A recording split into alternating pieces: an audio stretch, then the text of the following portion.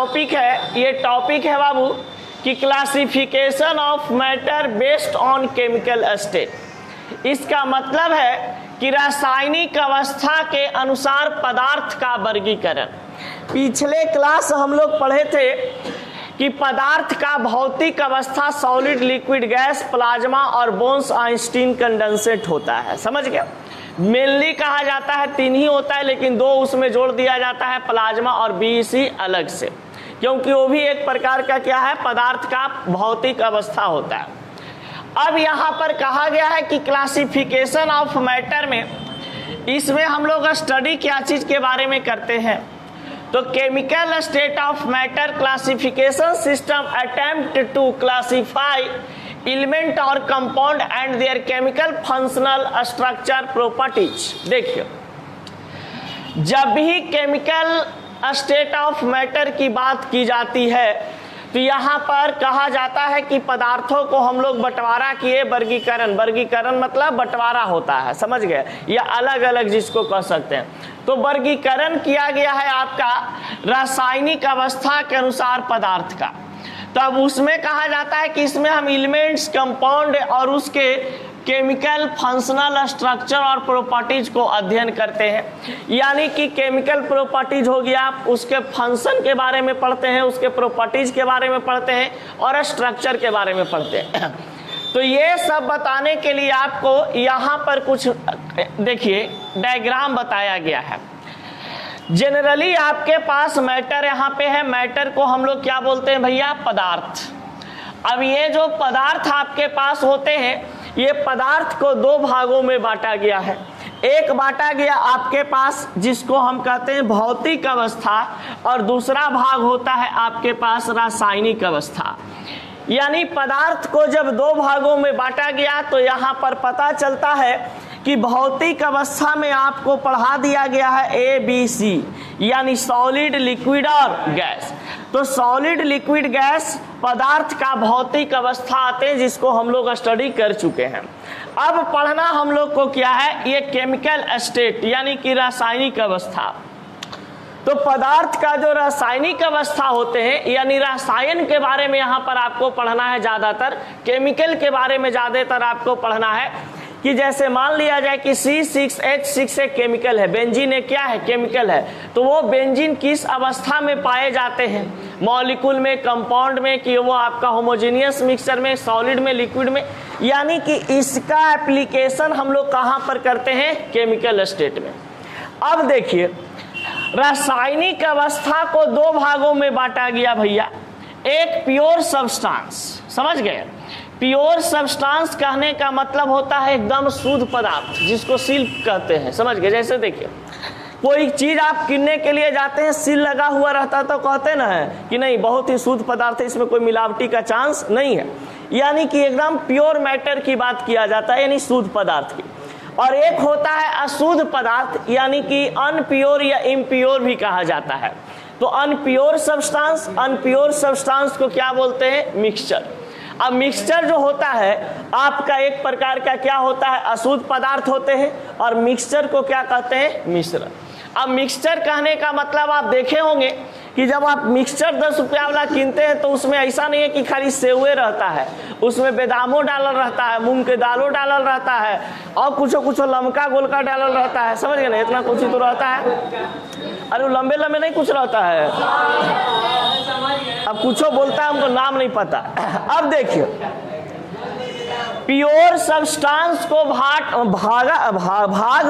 दिया गया है, यानी बांटा गया है एलिमेंट में। यानी कि प्योर सब्सटेंस को यहाँ पर वर्गीकृत किया गया एलिमेंट और क्या चीज में, कंपाउंड में। यानी कि एलिमेंट यानी तत्व और यौगिक जो होते हैं, ये एक प्रकार का क्या होता है, प्योर सब्सटेंस होता है। आप लोग को याद होगा एलिमेंट का जब डिफिनेशन बेसिक क्लास में लिखवा रहे होंगे, उस समय लिखवाए थे element is a pure substance, समझ गए। यानी कि एलिमेंट और कंपाउंड जो होते हैं प्योर सब्सटेंस होते हैं। अब एलिमेंट जो आपके पास होता है, ये एलिमेंट 3 भाग में बांटा गया। एलिमेंट का 3 प्रकार होता है, धातु, अधातु और मेटालॉइड्स। यानी कि मेटल, नॉन मेटल्स और मेटालॉइड्स होते हैं।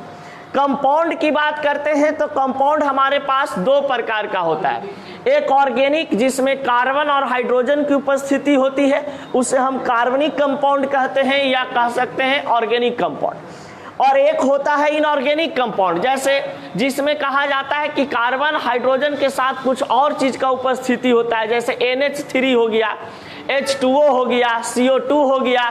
तो ये सभी हमारे कौन सा कंपाउंड या मॉलिक्यूल है? इनऑर्गेनिक। तो जिसमें कार्बन और हाइड्रोजन की उपस्थिति होती है उसे हम ऑर्गेनिक कहते हैं, और जिसमें कार्बन हाइड्रोजन के साथ साथ कुछ और जुट जाए या कह सकते हैं कि कार्बन और हाइड्रोजन ना हो फिर भी कौन सा हमारा कंपाउंड कहलाएगा? इनऑर्गेनिक। अब देखा जाए, अब यहां पर आता है आपके पास मिक्सचर। अब ये मिक्सचर की बात करते हैं तो मिक्सचर कहा जाता है कि दो प्रकार के होते हैं, एक होता है होमोजीनियस मिक्सचर और एक होता है आपके पास हेट्रोजीनियस मिक्सचर। होमोजीनियस मतलब समांगी मिश्रण, और इसको कहते हैं कौची? बेसमांगी मिश्रण। समझ गए? अब यहाँ पर समझना है कि होमोजीनियस मिक्सचर और हेट्रोजीनियस मिक्सचर क्या होता है, तो बहुत आसानी से इसको पढ़ाएंगे तो समझा दिया जाएगा। होमोजीनियस मतलब समांग, समांग मतलब साड़ू भाई होता है। देखे हैं, अब साड़ू भाई कहने का मतलब कि दो गो भाई, समांग उसी को ना कहा जाता है कि अरे भाई दोनों समांग नौकरी कर रहा है और नहीं पैसा कौड़ी की कमी है, यानी कि दोनों एक ही तरह हो, एकदम घुल मिल के रहे। समझ गए? एक दूसरे में ऐसा घुल जाए कि पता ना चले। समझ गए? उसको क्या कहते हैं? समांग कहते हैं। समझ गए? जैसे देखिएगा साड़ू के रिश्ता इसने होता है, जैसे हम हैं निखिलवा है। समझ गया? छोड़ो, कोई और मान लेते हैं, अंकित चौबे मान लो, ठीक ना। अब चौबे जी हैं और हम हैं, ठीक ना। अब मान लीजिए कि हमर वाली सू मजाक करी थे, ओकर वाली से हम मजाक कर रहे हैं। इसका मतलब क्या हुआ कि हम दोनों एकदम समान मिश्रण है। समझ गए? कोई इफेक्ट नहीं पड़ रहा है, एकदम घुले हुए हैं। समझ गए? तो ये समांगी मिश्रण, ये विसमांगी मिश्रण है कि हम हैं और कोई और एगो लड़का है। समझ गए? लेकिन वो अपन वाली, हम अपन वाली, वो ताक रहा है तो एकरा करे ताकबे उन्हें ताक। समझ ले? और ओकरा पर हम ताक रहे तो वो करे एने ताक, मास्टरवा के मत ताकी है, ठीक ना।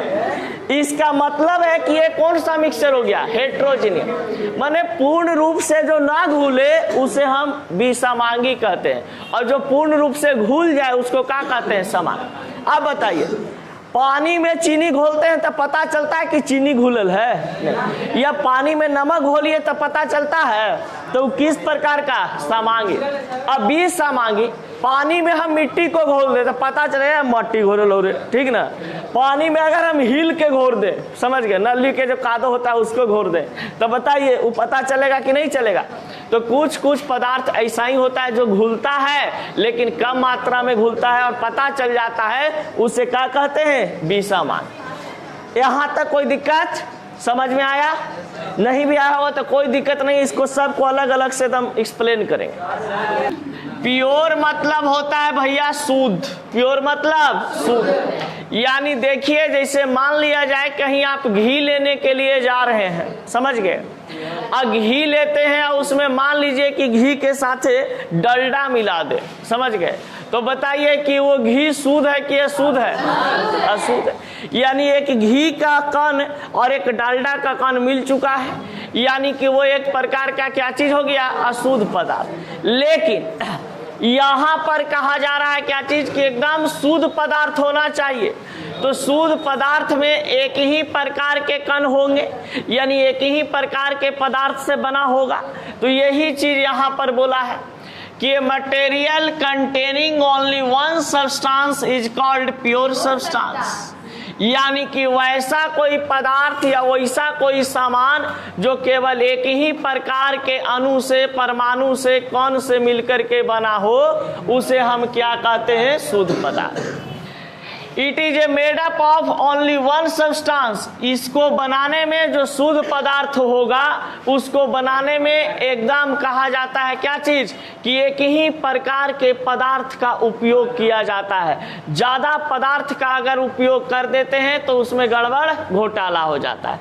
जैसे एक बात बताते हैं, दूध देखे हैं तो दूध है जो सिर्फ दूध है, समझ गए ना, तो दूध में सिर्फ दूध है। मान लीजिए कि दूध में हल्का पानी डाल दिए चीनी डाल दिए, चाय पत्ती डाल दिए और ओकरा गैस पर चढ़ा के खौला दिए तो का बन गया? चाय बन गया। यानी कि वो एक शुद्ध पदार्थ है कि अशुद्ध पदार्थ? अशुद्ध पदार्थ। यानी कि उसमें बहुत सारा चीज क्या हो चुका है? मिल चुका है। लेकिन सिर्फ अगर एक गिलास दूध है तो उस दूध में सिर्फ दूध है ना जी, तो दूध के जो कण है, दूध के जो पार्टिकल है, इसलिए कहेंगे कि दूध इज कौची? शुद्ध। दूध इज शुद्ध। अब देखिए, all element molecules are pure substance. जितने भी तत्व होते हैं, जितने भी अणु होते हैं, अरे गोरका ध्यान दे, all elements molecules are pure substance. यानी जितने भी तत्व हैं, जितने भी अणु हैं, ये सभी क्या होते हैं? एकदम शुद्ध पदार्थ होता है। समझ गए? इसको एकदम ताड़ी छान के नहीं पीना पड़ेगा। समझ गए? ताड़ी भी क्या है? शुद्ध पदार्थ है। लेकिन ओकरा में मक्खी मिल जाए, समझ गए, मधुमक्खी गिर जाए तो क्या हो जाएगा? अशुद्ध पदार्थ हो जाएगा। अब देखिए, pure substance are divided into two type. यानी कि शुद्ध अवस्था को कितने भागों में बांटा गया है? दो। एक भाग में बांटा गया एलिमेंट और एक भाग में कंपाउंड। एलिमेंट और कंपाउंड की बात करते हैं तो अब एलिमेंट के बारे में जरा सा जान लीजिए। सबसे पहला चीज है भैया कि एलिमेंटवा होता क्या है? समझ गए? यानी कि तत्व। एगो एलिमेंट आता था पहले जो उसमें सलाई के काटी ऐसे से भर देते थे और अथिया नोजल ये एलिमेंट होता था और ऐसे एगो होता था काटी, कटिया से ऐसे कर देते थे, देवलवा मारते थे तो आवाज करता था। तो वो एलिमेंट की बात नहीं किया जाता है।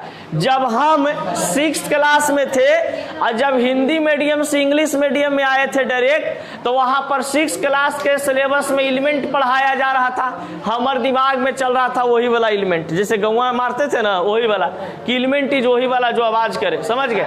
लेकिन बाद में पता चला कि नहीं, एलिमेंट क्या होता है? कुछ दूसरा पदार्थ होते हैं। तो बताइए, प्योर सब्सटेंस को कितने भागों में बांटा गया? दो। एक एलिमेंट और एक कंपाउंड। एलिमेंट के बारे में जरा सा समझिए। An element is usually defined as the simplest form of pure substance. यानी कि शुद्ध पदार्थ का ये कहा जाता है सामान्य रूप कौन होता है? आपका तत्व होते हैं। यानी एकदम सबसे अच्छा एग्जाम्पल अगर मानेंगे तो आप कह सकते हैं कि element is a pure substance. समझ गए? अब देखा जाए, element has definite physical and chemical properties and which can neither be broken into built from the simpler substance. Similar नहीं, सिंपलर है, साधारण सब्सटेंस होता है। अब देखिए, N element is usually defined. यानी कि आपके पास जो एलिमेंट होते हैं वो एलिमेंट का कहा जाता है कि फिजिकल प्रॉपर्टी और केमिकल प्रॉपर्टी क्या चीज होता है? डिफिनिट होते हैं, मतलब कि एकदम निश्चित होता है। लेकिन आप एटम को या एलिमेंट को कह सकते हैं कि इसको हम तोड़ नहीं सकते हैं। अभी नहीं तोड़ सकते हैं, बाद में एटम जब पढ़ाएंगे उस समय तोड़ा जाएगा कि इलेक्ट्रॉन, प्रोटॉन और न्यूट्रॉन में टूटता है। लेकिन अभी क्या पढ़ना है कि साधारण रूप से एटम को हम तोड़ नहीं सकते हैं। तो साधारण रूप से जब एटम को नहीं तोड़ सकते हैं तो बताइए कि एक फॉर्म से दूसरे फॉर्म में बदल तो सकते हैं। तो ये होता है एनर्जी के रूप में। जैसे पढ़े होंगे कि एनर्जी को तो ना बर्बाद किया जाता है न उत्पन्न किया जाता है, बस एक रूप से दूसरे रूप में ट्रांसफर किया जाता है या परिवर्तन किया जाता है। अब यहाँ पर आता है कि जितने भी आपके पास तत्व होते हैं वो तत्वों में कहा गया है कि कुछ तत्व नेचुरल भी हैं और कुछ तत्व आपके पास आर्टिफिशियल है। यानी वायुमंडल में या हमारे दैनिक जीवन में जितने भी तत्व 118 तत्वों की संख्या है, तो 118 तत्वों में कहा जाता है कि कुछ तत्व हमारे पास प्राकृतिक रूप से है और कुछ तत्व हमारे पास क्या चीज है? आर्टिफिशियल ढंग से है, यानी कृत्रिम ढंग से है। अब कहा जाता है कि तत्व का कितने प्रकार होते हैं, यानी तत्व को कितने भागों में बांटा गया है। तो हम लोग नेक्स्ट क्लास बात करेंगे टाइप्स ऑफ एलिमेंट। समझ गए? आज भर इतना ही, मुकालात करते हैं नेक्स्ट क्लास।